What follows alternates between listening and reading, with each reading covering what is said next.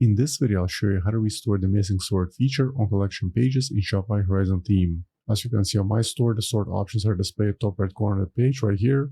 But if you notice this feature is missing on collection pages, in this video I'll show you how to bring it back. At first, log into your Shopify admin account. Once you're in the Shopify dashboard, on the left side of the screen under Sales Channel, select Online Store. Then look for Horizon theme, and then select Add a theme. Once the editor loads, at the very top, click on dropdown.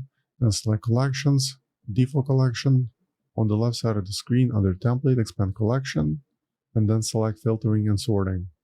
On the right side of the screen, under Settings, enable Sorting, and then save the changes.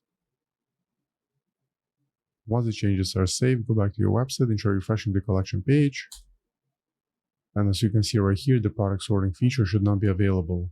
So for now, that's all for this video. I hope you found it useful, and for more Shopify tutorials, please subscribe my channel. Thank you.